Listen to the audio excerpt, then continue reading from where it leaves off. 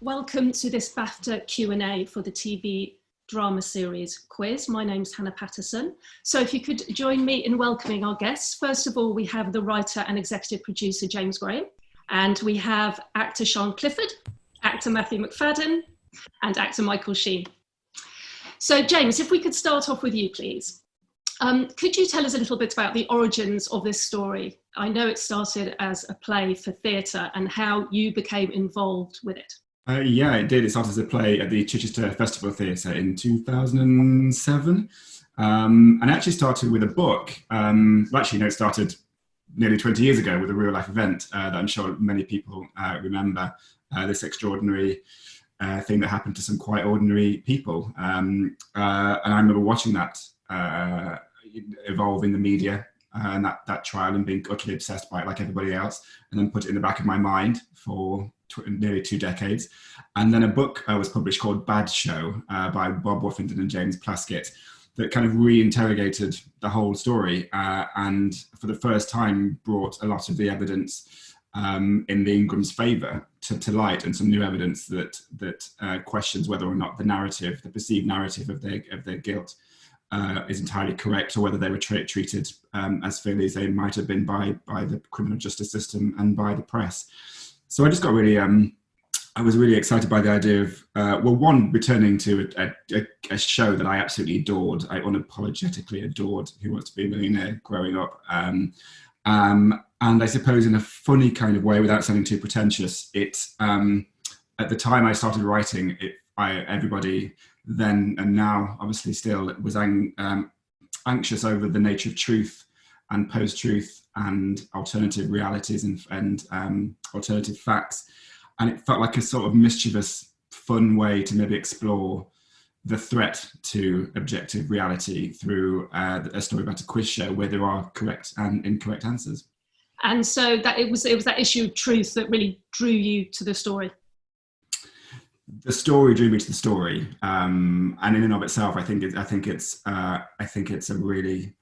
I also really like putting institutions on stage and screen, and television as an institution, and how it impacts our life and impacts the public discourse felt new and felt fresh.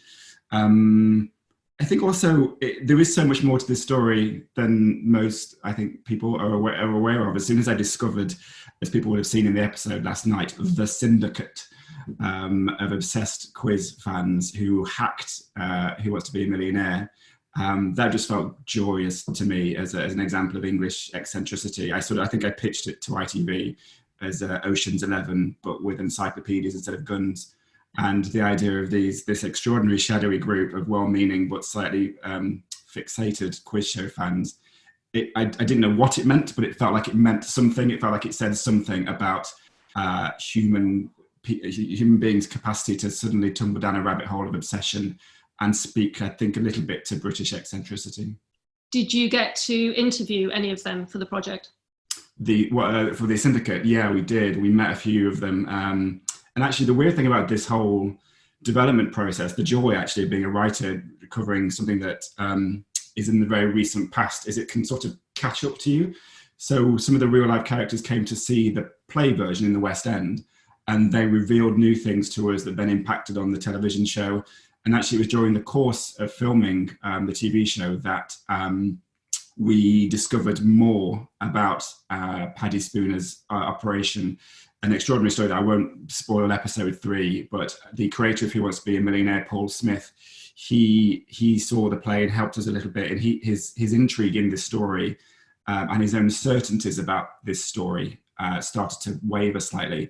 And he went entirely independent of us. He went on his own journey to re-explore what happened in the past. And he met up with some of the syndicate. He offered them a free pass to say whatever they want without being incriminated. He just needed to know how successfully they had penetrated his TV show. And Paddy Spooner met up with him, and after a while eventually told him the extent to which he was successful and how many people he put in that chair, and that we discovered the many millions that they had taken from the prize show, and he was as shocked as the rest of us. So it's just one of those glorious examples that writing about the show and writing about the story actually impacts on the story that you're telling.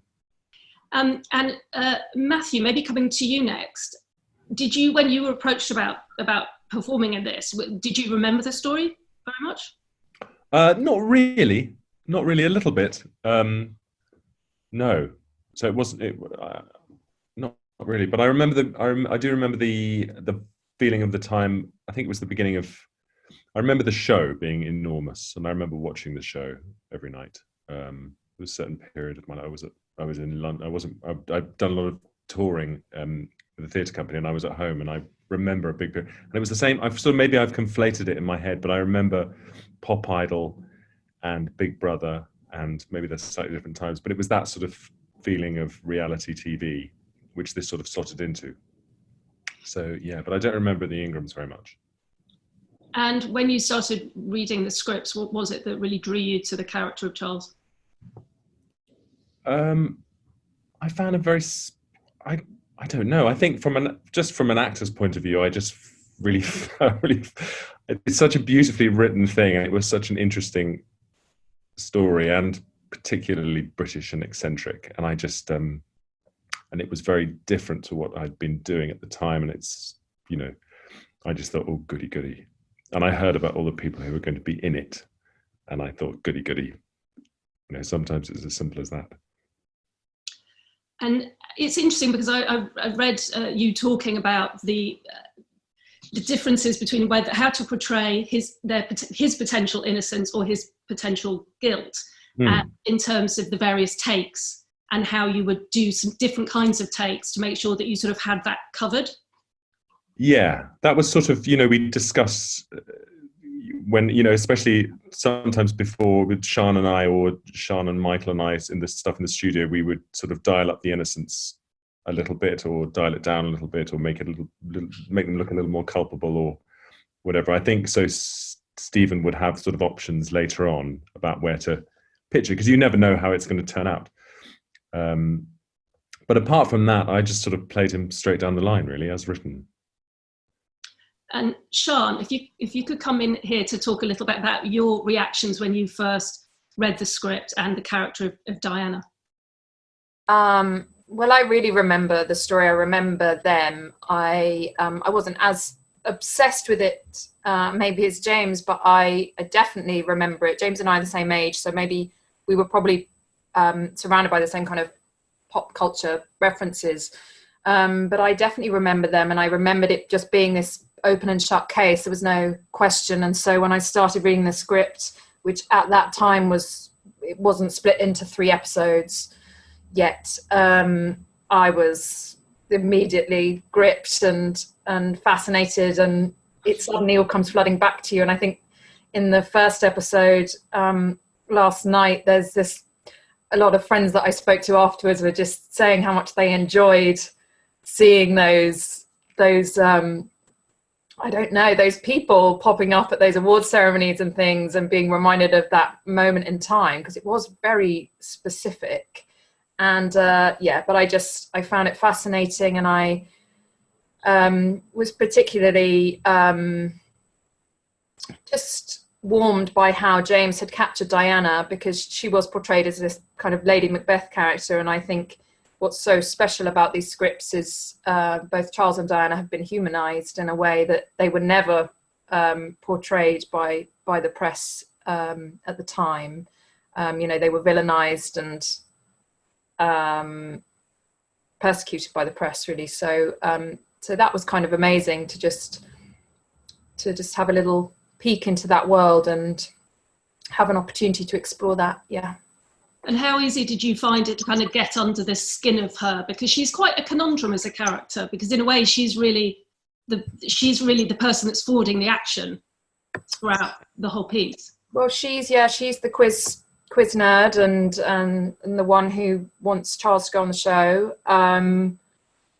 She is a kind of driving force, but I don't think she was as calculating as she was kind of portrayed. So sorry, what was your question? Let's go out of my head. Yeah, just to do with how to get, because the way you portray her is so multi-layered, and like you say, she was really kind of vilified in the press, and this sort of Lady Macbeth, the power behind the throne character who's pushing him forward, which is not at all what you do, because you really get, the really exciting thing is how exuberant and excited you are about the whole quiz process, which is lovely to watch, because it feels like there are moments where you are sort of, you know, the moments where you talk about the fact that you followed him around the world and you sort of did his part of living, and now you've kind of got your own, you're excited about your own life. Yeah, I think I don't know, I just thought that was very believable, that we all have our own interests and there wasn't this kind of dark intent behind it. So it was actually, in terms of footage that we had, the best resource for me was this Fiona Bruce documentary, which came out a year after their trial, and it's only half an hour, and it's just footage of her and the family at home, and of course they're still on camera, so there must be some kind of awareness of, you know, putting on an act, I don't know, but I just found that the most helpful kind of thing to watch, and I often watched it without sound, just to observe her, I don't know, her physicality, and to just get to the heart of her. And I don't know, I immediately saw a human being on that, and I dismissed anything that was written about her. I didn't go looking into anything that was written about her in the press or anything like that. So and I think, you know, James spent so much time with them and so much care in developing those characters in the script, that actually it was very easy to sort of use that as our material too, and stay true to the integrity of what James had written, because he really, I think, having met them very briefly, I think he managed to capture their spirit in our script really beautifully. So it was easy, honestly, just to play the truth of that. And Michael, coming to you, playing Chris Tarrant, you have a history of playing lots of real people. What were the kind of particular challenges about this? Because it's quite interesting, we're talking about often those projects that you've been a part of, you've been playing the main character, again, who's been driving the narrative forward. And with this, you're more of a support. Yeah, although of course, because it's one part of the challenge of playing a real person is the audience expectation. And, you know, you have to kind of embrace that. And so it doesn't matter if you're playing 2 lines as someone or every scene in the piece, people still bring that, well, he's nothing like him, or whatever, you know, that kind of expectation comes. So you still got to put as much work in. Doesn't matter whether you're playing a few scenes or not. So one of the challenges with playing Chris Tarrant, I suppose, was that we don't see as much of him when he's not doing Who Wants to Be a Millionaire. You know, that's the main thrust of what you see. So that was a challenge, partly, that you know, often when I've played real life characters, you get to play them, you know, doing stuff that people are not familiar with. And that's quite useful when you play them. And it helps the audience kind of accept you, I think, as the character. Whereas seeing so much of him doing Who Wants to Be a Millionaire, I had to really, really try and get that right. And he's really good at it. So that was kind of a challenge. You know, he's also someone who is very distinctive in lots of ways. So trying to make sure that you're not caricaturing in any way. You know, part of playing a real person is you do have to look for certain things that you kind of hang on to. There are usually, you know, certain personality qualities that maybe the writer has decided to lean on a bit more than others in order to tell this story as opposed to a different kind of story.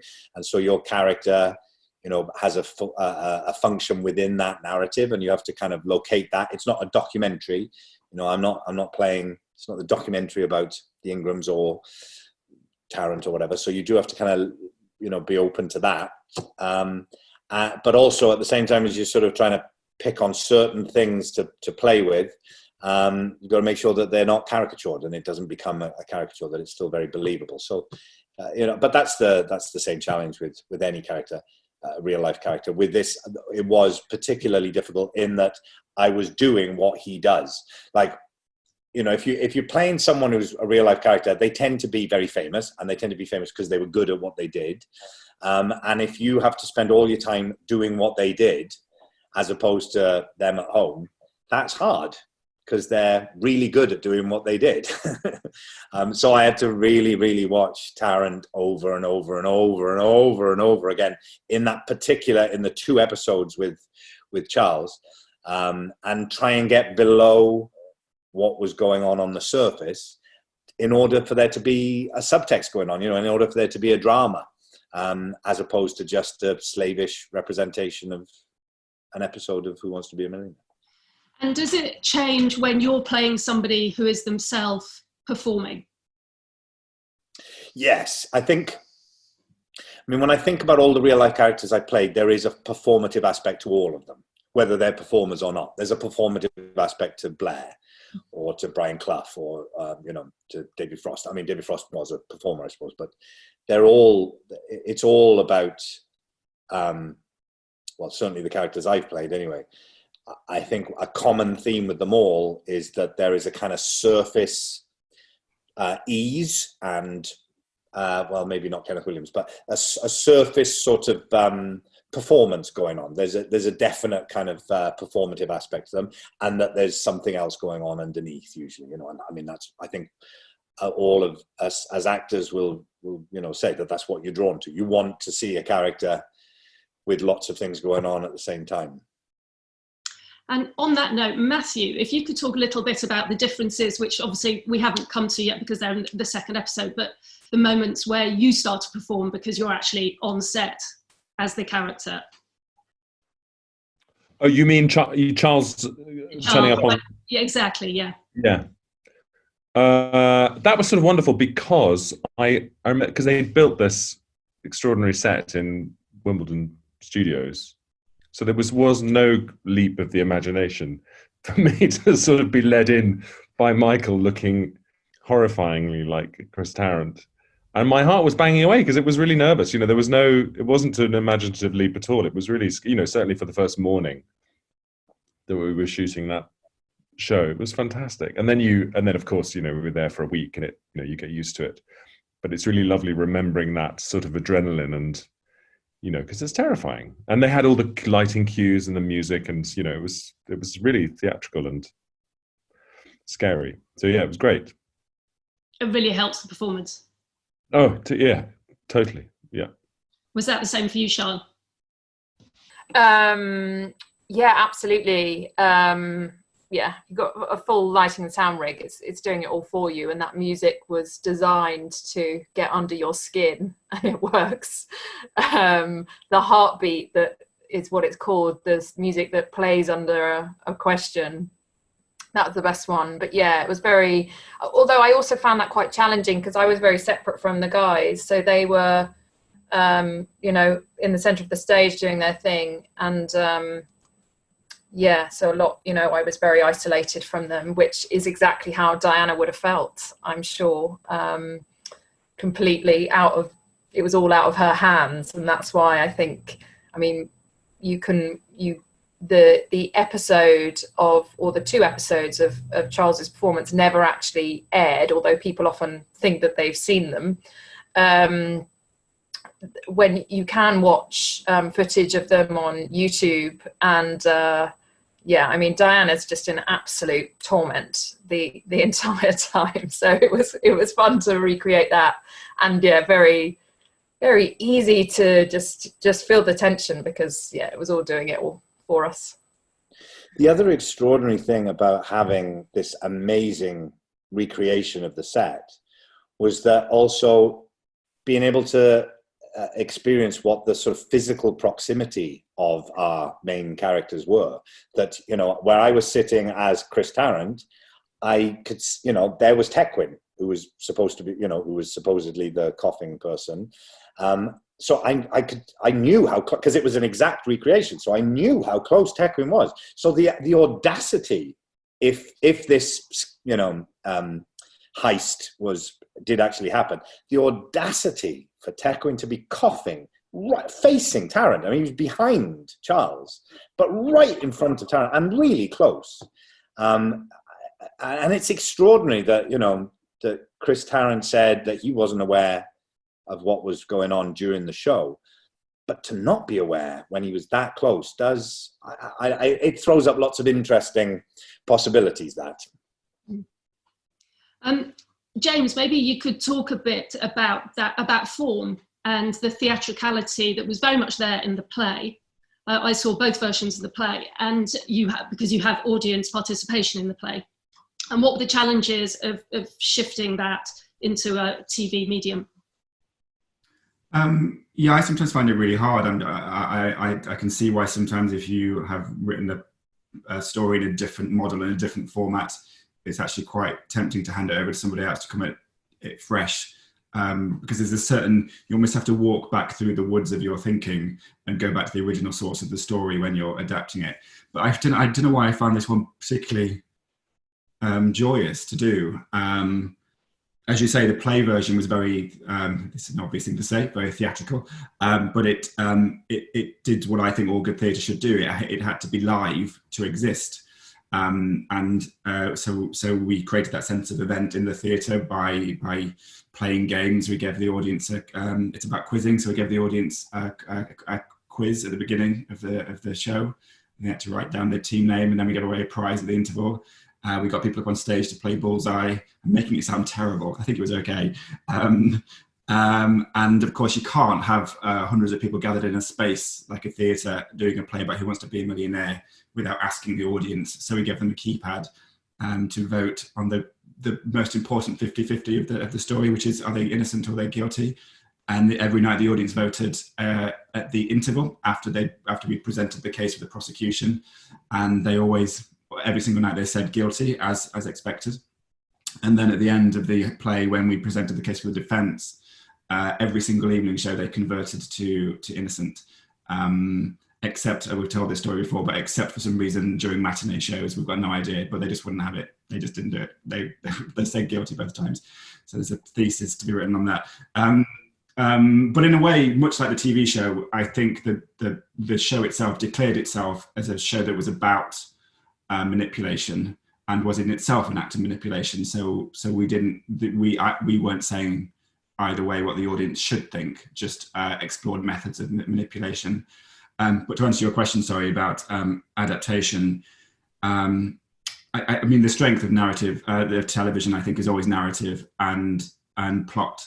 And so I just turned it into a more linear structure and just tried to let the story breathe. And there is so much plot in this story. It felt like a joy to write. You just go from moment to moment to moment and you structure it like it's a crime, like it's a heist movie. It sounded, from something you said, Sian, earlier, it sounded like it wasn't originally 3 parts. What did you? Well, James probably speak to that more than me, but it was originally written as one thing, I think. We went back and forth, actually, because we just didn't know what was the right format to tell the story, and whether the experience for the audience would be more satisfying in one sitting, in 2 sittings. Obviously, as we all know, there are other forces that impact upon that decision in terms of what broadcasters, international broadcasters, need to fit in. I think what we knew and what ITV very generously allowed us to commit to at the very beginning was, it's light entertainment about light entertainment, and we hoped to make some event television about event television. And there's a lovely meta aspect to the programming, which is that ITV allowed us to strip it on consecutive nights to replicate the feeling of watching Who Wants to Be a Millionaire. So I think all that kind of stuff is fun. I'm going to just start delving into some of our audience questions here. We have a question from Kate Baskyfield, who's asking about, well, she's talking about during the opening credits, it states that the events and characters have been altered for dramatic purposes.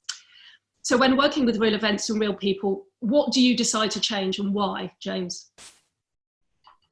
Oh God, yeah. I mean, I find, those cards are important, obviously. They are reductive and simplistic, and an audience is, I think, sophisticated enough to know that, of course, Sian is not Diana. She's an actress playing Diana, and therefore something by definition is conceited and contrived. This story lasted for 3 years. And actually, no, I think from 1988 to 2003 we cover, so that's 5 years in length. The drama is not 5 years long. So of course you've cut, and you've added and you've conflated 6 meetings into one meeting. But I think we the more mischievous card we put up at the beginning was a quote that I've always loved, which is the Picasso quote. I'm going to absolutely mess this up. Art is not truth. Art is a lie that helps us realize truth. And I think to declare that to an audience and say, look, we of course had to make decisions about how we tell the story, but it's not a lie. It's the essence of truth told in artful form. I'm trying to think of some examples for you of the things we may have changed. Oh, so we conflated characters. There are 2 Ingram brothers, Adrian and Marcus. We conflated that into one character.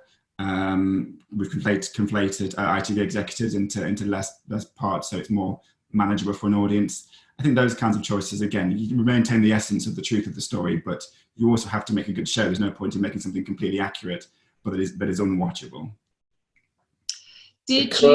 Oh, sorry. I was just going to say the curse of playing real people is that you become so obsessive about what they actually said and what they actually did. And then you come to film the scene and you go, hang on, this is different. This is not what they said. This is not, James, what on earth is going on? And James will say, oh, isn't it? As if like, you know, they've consciously chosen to do it differently. And you know, he hasn't. He's just changed it a little bit or whatever to make it work. But it becomes so obsessive for the actors, doesn't it? But I'm laughing because you get sort of you get hung up on it, and we all had these iPads on set for little moments, you know, that we were shooting in the show, and we sort of it's very hard not to get hung up on exactly how they, and actually it's, you know, it's okay, it's an impression of something that happened, you know. But yeah, if there was like one word different from the question that Tarrant asked Charles, I'd be just apoplectic. For God's sake, James, what are we doing here? Are we taking this seriously or not? I didn't really.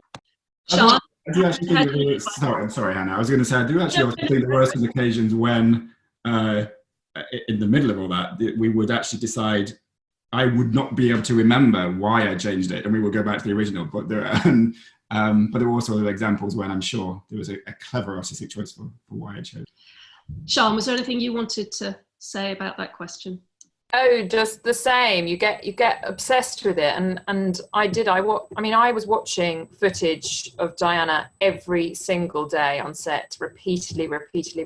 I watched her over and over and over, and especially the stuff in the studio. That is really hard because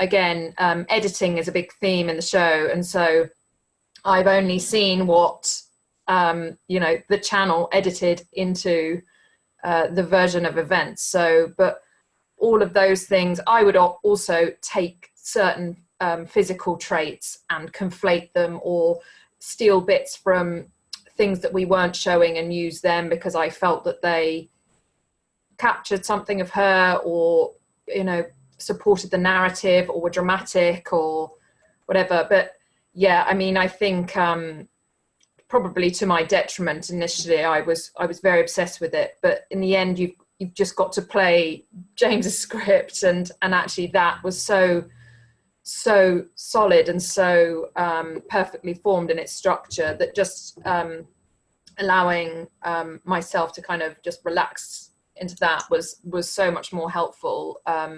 It's one of those things where you kind of need to watch it and absorb it, like watch it a million times and then completely let it go, because just by osmosis, I think we absorb things from observing them over and over. So hopefully we captured the essence of things by doing that and still made it dramatic.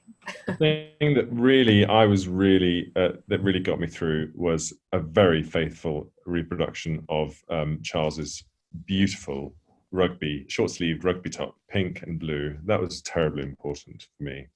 That's all I want to say about that. Hannah, can I just, there's a couple of things that Shana's mentioned that I just want to pull together.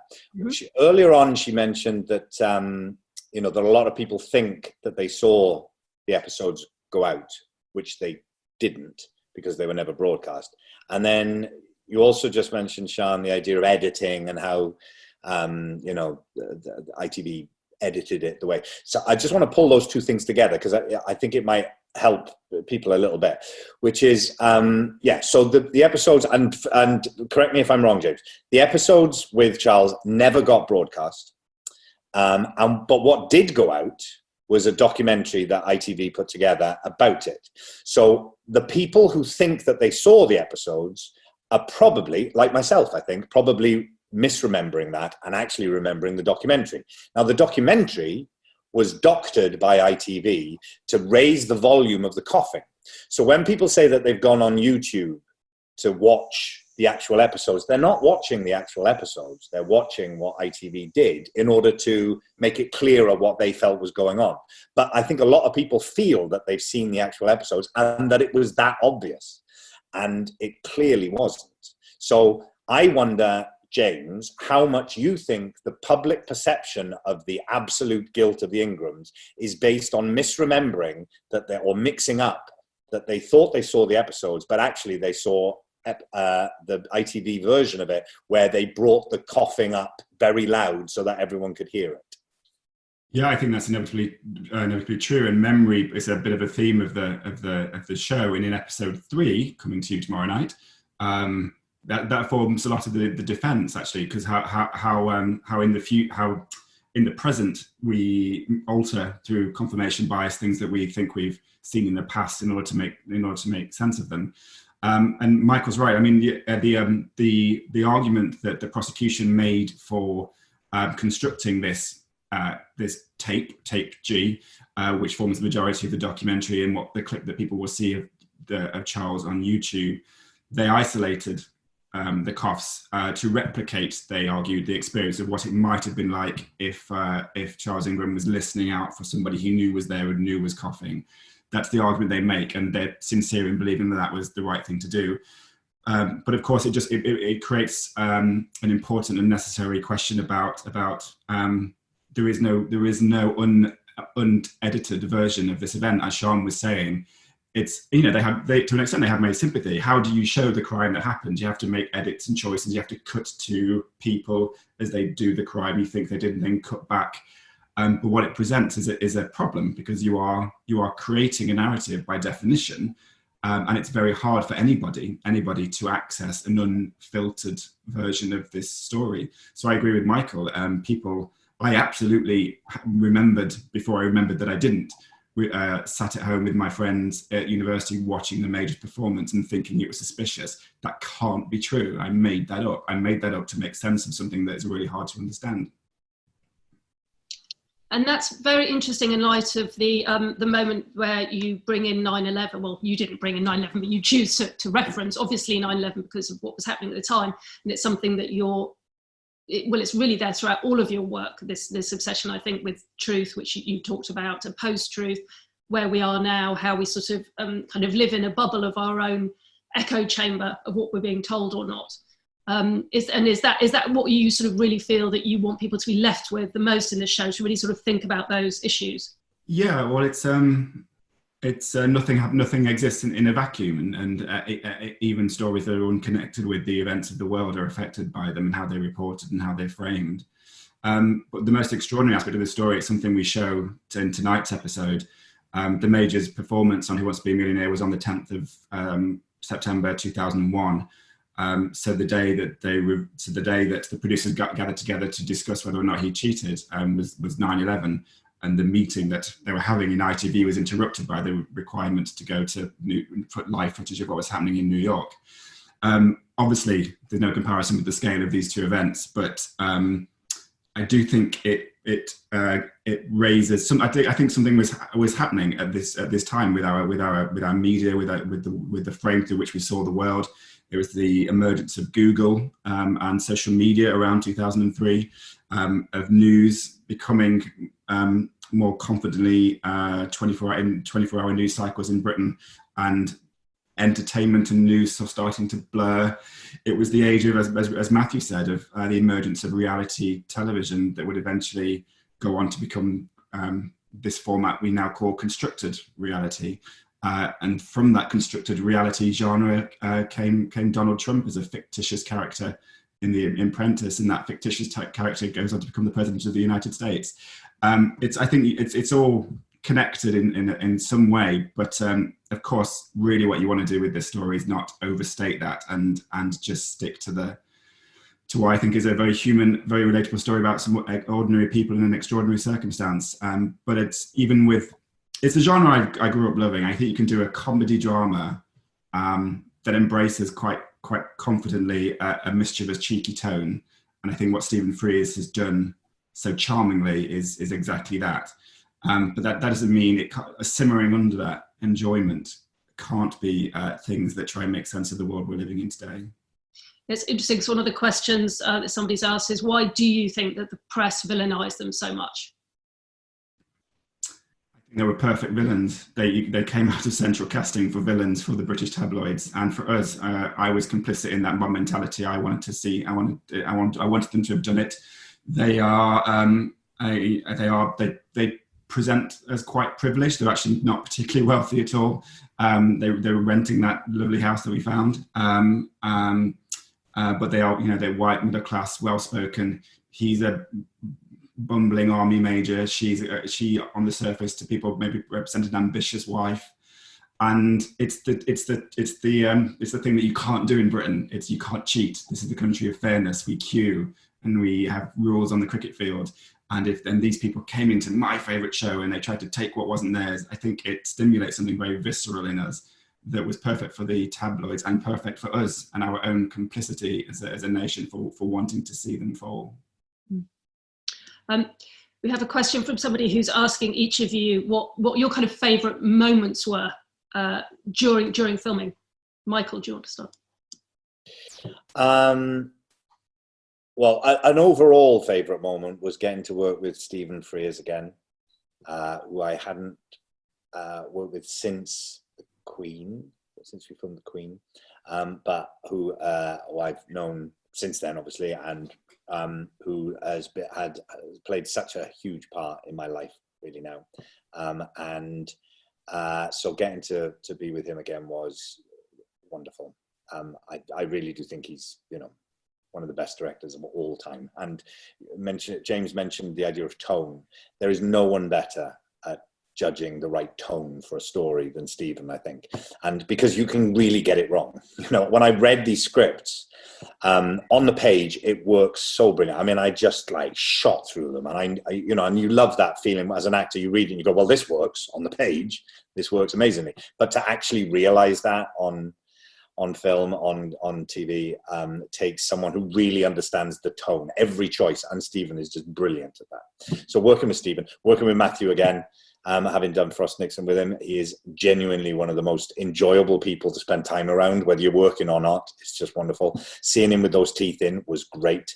And being able to walk onto the set of Who Wants to Be a Millionaire was thrilling. That was an absolutely thrilling moment. The first time going on, and then the and the lights and the whole bells and whistles thing was just brilliant. I absolutely loved that. So it would probably be that, just being there on the set, I love doing quizzes.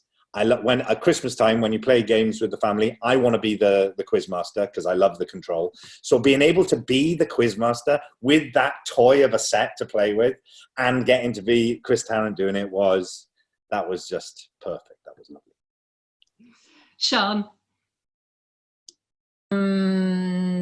I mean, same. You can't get away from that first day on that set. It was so, I didn't know what to expect. So that was amazing. And it's kind of the biggest production I've ever worked on. So that was something really incredible for me. But also, actually, all our family stuff, when Matthew and I were sent off to a little village, we just had the loveliest time, honestly, and it was so nice. And that was right towards the end of the shoot, and the weather was beautiful, and it was so wonderful. I mean, honestly, the whole shoot was really, really enjoyable for me, and I love working with Stephen as well. He's a very funny man, and so delicate with how he directs his actors, and I just had I had such a great time on the whole thing. But yeah, I would say in particular our little time in the country was the best moment for me. Yeah. Matthew, did I just see you with the pair of teeth? Yeah, you did. I would echo all that my friends are saying. These are the teeth. These actually are the teeth. I've got two. I've got another set here. Put them in. Huh? Shall I put them in? But Michael, no wig, Michael? No, originally they wanted me to have teeth as well, and we had some teeth fitted. And the thought of me and Matthew sitting opposite each other, that with both of us, I mean, it would have been a dental bridge too far. Yeah. Oh. Good. But I think it's the wig that does all the work for me. It's not my performance; it's the wig. It's a brilliant wig. And I'm Diana's twin, so I got that for free. But I think the joy of, well, I've always felt like this really, but more and more the joy of doing, the joy of being a working actor is working, but also it's the doing of it. It's the collective experience with, and I've known Michael since I was at RADA, and it was thrilling to sit opposite him. We worked together once, maybe 10 years before, I think, in Frost Nixon, and so it was just a real thrill. And I was a huge fan of Sean, so that was a thrill. Stephen Frears obviously is just legendary, beautiful man, and so if it turns out well, then that's wonderful. I was a big fan of James Gray. The whole thing was just a very, very exciting thing. So being on set with all those people, and it's just wonderful. It's the doing it together which is the thing, and hopefully people will like it. I think it's good. And we've got a question about were there parts that were kind of harder than you expected they were going to be? Because sometimes you don't really realise those moments until you're actually on set and something's happening and you kind of thought that was going to be fine, and then it becomes... Actually, maybe James, let's start with you. In terms of the writing, was there something that unexpectedly you just was really hard to get over? No, I think what we always knew was difficult to construct the... Actually, no, I didn't think it was going to be difficult at first. The moment which we're going to show tonight, which is the actual replication of Charles's performance in the chair with Michael and Sean in the audience, I thought that would be easy to write, because I almost just thought I'd just put a link in the script to the YouTube clip and then see you back in 20 minutes. But of course, you can't do that. You've got to construct what the narrative through that, what people are doing and what's happening internally for these people who are allegedly committing this extraordinary crime under spotlights and cameras and microphones and a live audience. So that it was one of the hardest things to write, even though all the material is already there. And then in the studio, which everyone has said was such a thrill to walk into, we had that for 2 weeks. So that's a playground that you can keep adding layer upon layer upon layer. And I think Stephen and I both collectively realized after about 3 days that this was going to be a different process to anything I'd ever done before on set, because how you layer up if they in the version we're showing tonight, the guilt of them doing it in a thriller way, who is doing what to who from what angle, what does that sweat mean, what does that cough mean, what does that glance mean? The architecture of that was quite hard to assemble, and we had to keep going back over some of the material to keep doing it again and again and again to layer that up. And what we were asking the actors to do was impossibly unfair, because I guess I'm only assuming I don't want to speak for these guys, but of course you need to play something with absolute clarity. And what we're often asking Sean, Matthew, and Michael Gibson, who plays the third member of the conspiracy, alleged conspiracy, Tequin Wittick, we're asking them to maintain at the same time the possibility that they are both guilty and that they are both innocent. So sometimes you're facing these ludicrous conversations. I remember being with Michael Gibson and Stephen saying, we need you to cough now, but could it be a cough that might feel guilty at first, but then when you think about it, seems innocent, and then when you play it back, definitely looks innocent, but then the week after, when people think about it, it's totally guilty. And he's going and just attempting it. And in the end, ultimately, I don't know how they did, and I'll let Sean does a very famous cough that was caught on camera from Diana. And I don't know, I would love to know from her, like what choice she made in the end about how to do that, where she's both innocent and guilty at the same time.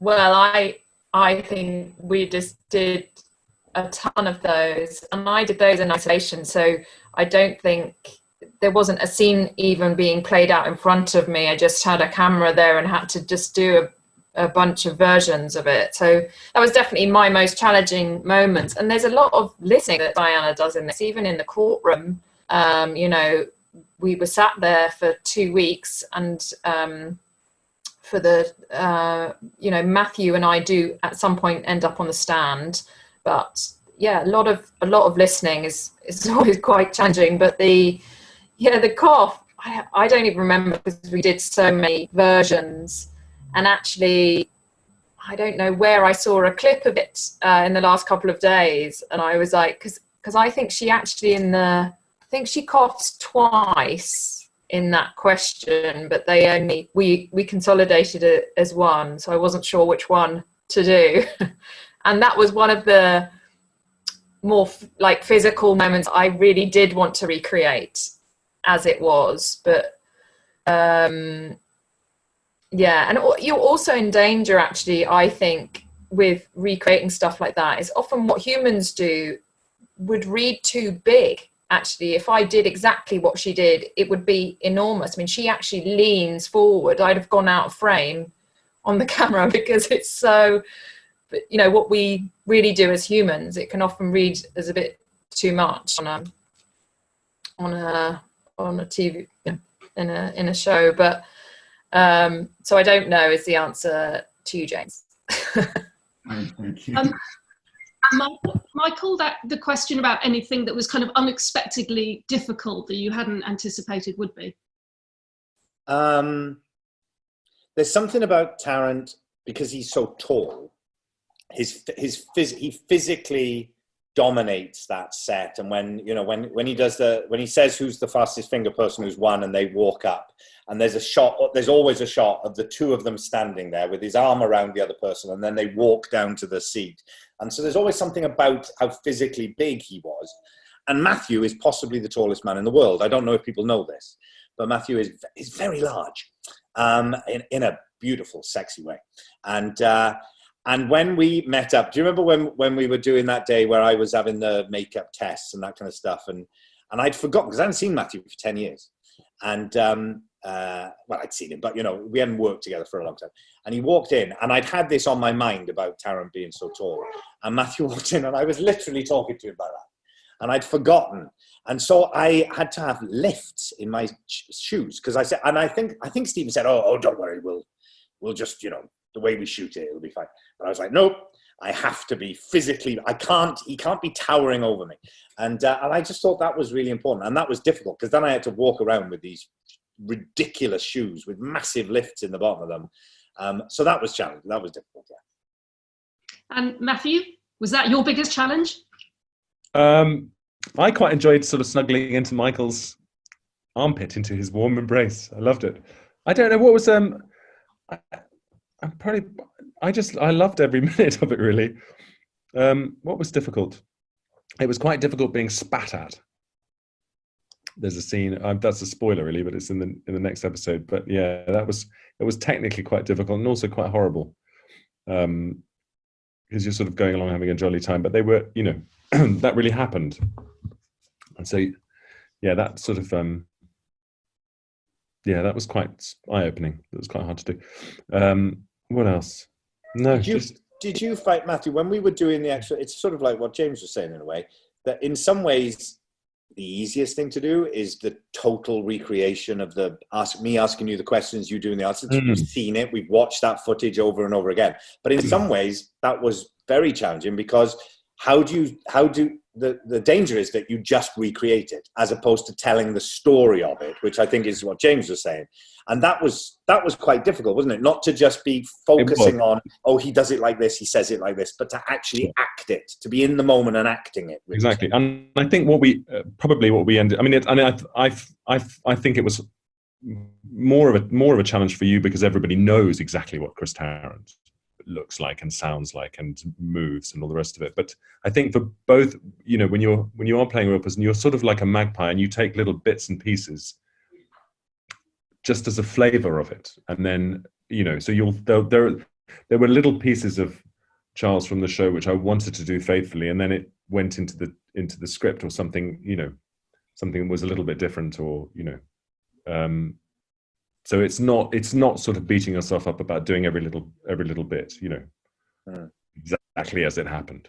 You're sort of taking pieces and using them, and it's sort of how it makes you feel, really. I think when you, as an actor, when it feels right and you're telling the story in the right way, and when you're just doing an impersonation, you're trying to technically do it. So, but it's tricky. It is tricky. And thank you for acknowledging publicly that it is always harder for me. Thanks, Matthew. It's always harder for you. Yeah.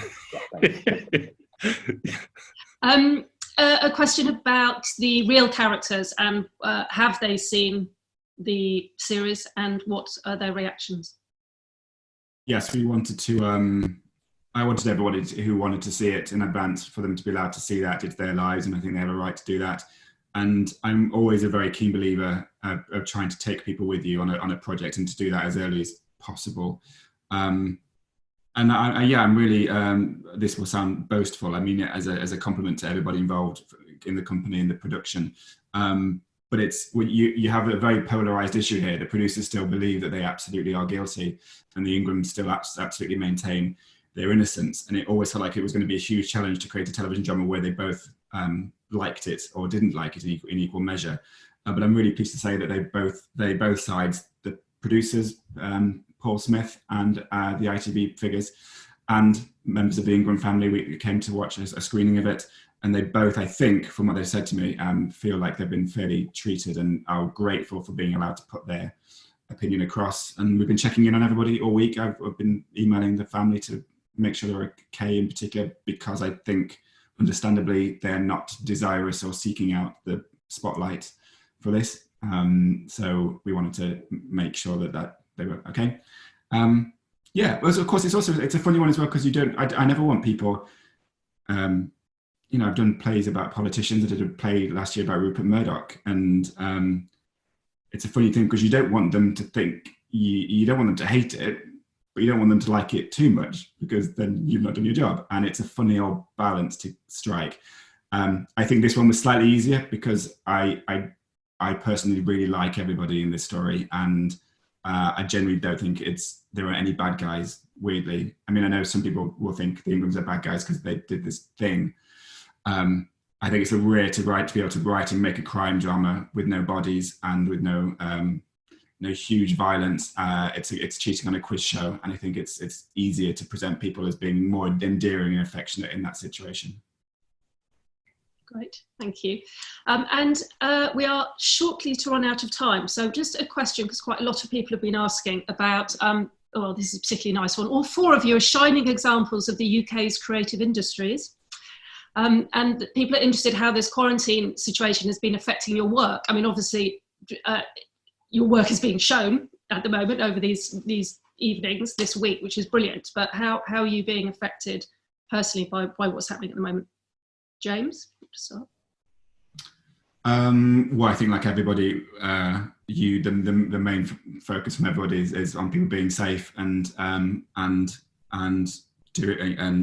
making sure that there's nothing more important than human life. So any stresses or concerns I have about being stuck at home are pale into insignificance. In terms of the creative process, I find it. I get all the time friends and family messaging me saying, as a writer, God, you must be getting loads done, aren't you? And I'm like, no, I feel horrible. I feel so ashamed. It's just the world is so distracting at the moment, and I think the desire to connect with people is very strong. Including on things like this, which is why these are so glorious, and thank you for doing it. It's a very weird thing to share a television drama when you're stuck in isolation on your own to the world, but it's also a great privilege as well. So I'm more worried about the future and for our industry and for particularly theatre, which I think will suffer greatly. But for the time being, yes, I'm really happy we have a television show on. Michael? Yeah, I mean, first and foremost, I think before being a sort of creative person, you're sort of a member of the community, and to be aware of how differently this crisis affects different people, different groups within the community, and having the privilege to have a kind of a platform and a voice, being able to kind of speak out a little bit and voice people's concerns over social media and that kind of stuff. And I've been asked to go on things and talk about stuff and blah, blah, blah. So that's come first and foremost for me. And then on the creative side, I mean, it is extraordinary to have this come out in the middle of all this. It's an extraordinary experience. And in terms of being creative, I get half ideas for things all the time, and then think, well, with all this time now, I should, like James was saying, now I should be able to sit down and write all those scripts and do all those things. And no, I've done nothing, absolutely nothing. So I'm really glad that this is on at the moment, because it sort of makes me feel like I'm still a creative person, even though I'm not doing it. And Sean? Yeah, just taking it a day at a time, and yeah, feel really lucky to be in something and to have something really glorious to shout about, and to be able to I feel like providing something that people can connect over is just really an amazing privilege, and so that's amazing. I think the more sort of conversations we can spark as an online community, I feel like social media is really coming into its own in this moment in time, and so I'm really enjoying that feeling of connection and community. I'm not really thinking about work or just echoing everything that everyone has said.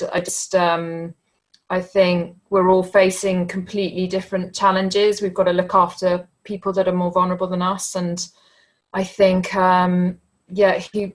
who knows, it's completely open-ended with no idea where we'll end up or what it means for our industry. Everything that I had lined up is postponed and might not even happen, I don't know. So we've just got to see. The most important thing is that we get through it, so we'll see. Matthew? Yes, I would echo echo everyone's comments. I feel very lucky. I'm enjoying being with the family. It's an enforced pause on life. It's very strange, and despite we were talking before the panel about, despite the oddness and the sort of sadness and the difficulties, it's very nice to be. I'm very lucky. We have a garden. The weather's been nice. It's been a sort of strange hiatus. So yeah, and as far as work goes, it's we're all in the same boat. We're just sort of waiting to see what happens. I'm due to go and do another series of the show in the States called Succession, and that's just on pause. So there've been a lot of questions about Succession as well. Right, yeah. Sadly, we haven't had time to do them all. No, we did a family come dine with me. That's what we did. That's the most creative thing we've done during this lockdown, as a family come dine with me, which I lost infuriatingly. Anyway, there we are. I haven't read any novels or anything. Well, on that note, I'm afraid we're going to have to draw this to a close, but that's been fantastic. Thank you very much. And Welcome. I hope that everybody enjoys the second and third episode, which I'm sure they will. Thank you very much to Michael, to Sian, to Matthew, and to James. Thanks for joining us, and remember, you can listen to previous BAFTA sessions and podcasts at guru.bafta.org.